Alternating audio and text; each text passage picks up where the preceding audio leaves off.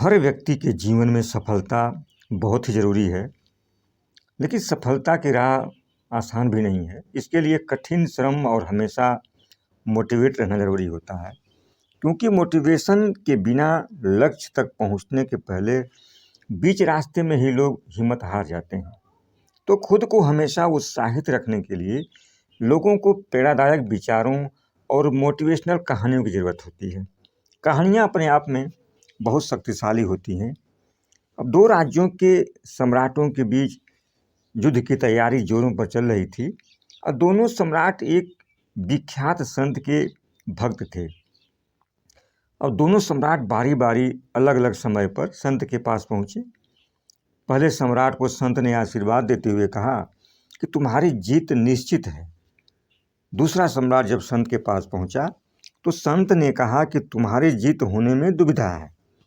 अब दूसरा सम्राट संत की बात सुन कर के चला आया, लेकिन उसने हार नहीं मानी।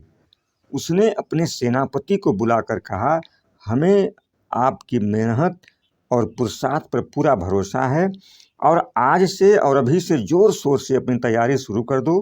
रात और दिन एक करके युद्ध की बारीकियों को सीखो। खुद को, अपनी सेना को जान की बाजी लगाने के लिए तैयार करो। और दूसरी ओर पहले सम्राट ने अपनी विजय निश्चित जान करके अपना ध्यान नृत्य संगीत में लगाया। उसके सैनिक, सेनापति सभी मौज मस्ती में लीन हो गए। निश्चित समय पर युद्ध आरंभ हुआ।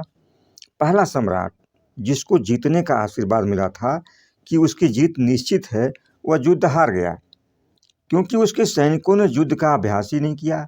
उन्हें कोई चिंता ही नहीं थी। दूसरी ओर जिस सम्राट की जीत संदिग्ध बताई गई थी, उसकी सेना ने युद्ध जीत लिया, क्योंकि उन्होंने दिन रात युद्ध का अभ्यास किया, युद्ध की बारीकियों को सीखा। तो पहला सम्राट अपनी हार से बौखलाया हुआ संत के पास पहुंचा। बोला, गुरुजी, आपकी बातों में कोई दम नहीं है। आप झूठी भविष्यवाणी करके लोगों को गुमराह करते हैं।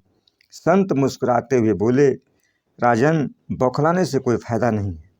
तुम्हारी जीत तो निश्चित ही थी, लेकिन उसके लिए मेहनत और लगन भी तो जरूरी है।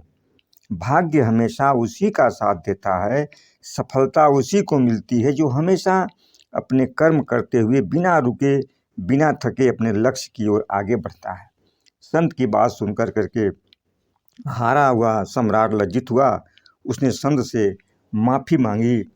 दूसरी कहानी में गिद्धों का एक झुंड खाने की तलाश में भटकते हुए एक सुंदर टापू पर पहुंचता है।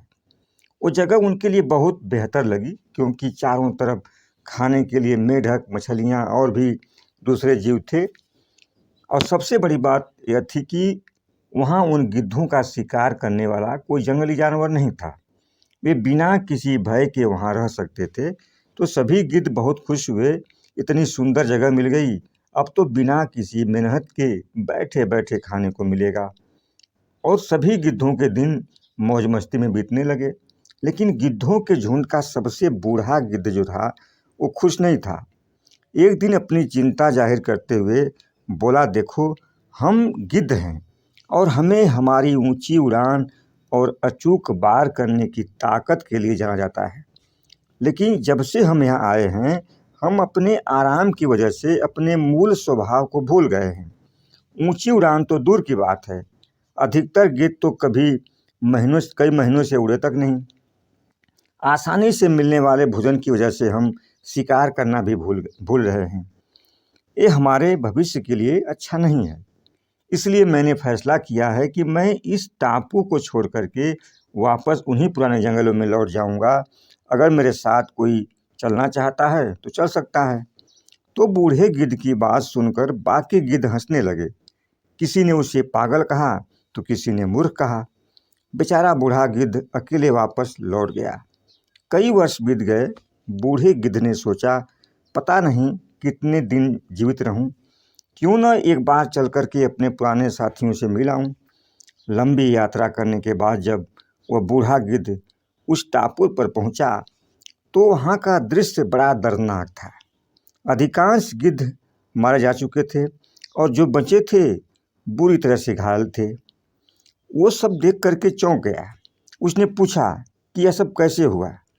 तो कराहते हुए एक घायल गिद्ध बोला, हमें माफ़ कीजिएगा, हम लोगों ने आपकी बातों को गंभीरता से नहीं लिया और आपका मजाक उड़ाया।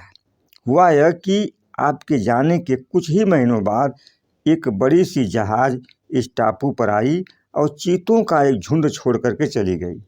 अब चीतों ने पहले तो हम पर हमला नहीं किया, लेकिन जब उन्हें पता लगा कि हम सब ना उड़ सकते हैं और ना अपने पंजों से हमला कर सकते हैं, फिर उन्होंने हमें एक एक कर करके मारना शुरू किया। अब हमारी आबादी खत्म होने की कगार पर है, बस कुछ घायल गिद्ध ही जिंदा बचे हैं। बूढ़ा गिद्ध उन्हें देख करके अफसोस करते हुए वापस पुराने जंगलों में लौट गया। साथियों, इस कहानी से हमें क्या शिक्षा मिलती है? इसकी सीख यही है कि अगर हम अपनी किसी शक्ति का उपयोग नहीं करते हैं तो धीरे धीरे वह शक्ति बहुत कम हो जाती है। अगर आप अपने मस्तिष्क का इस्तेमाल नहीं करते हैं तो उसकी शक्ति भी बहुत कम हो जाती है, और अपनी शक्ति कम हो जाने पर हम जीवन में ज़्यादा कुछ हासिल नहीं कर पाते। फिर हम अपने आप अपने हालात को दोष देने लगते हैं। इसलिए जीवन में सफल होने के लिए हमेशा अपने अंदर की शक्तियों को विकसित करते रहिए। धन्यवाद।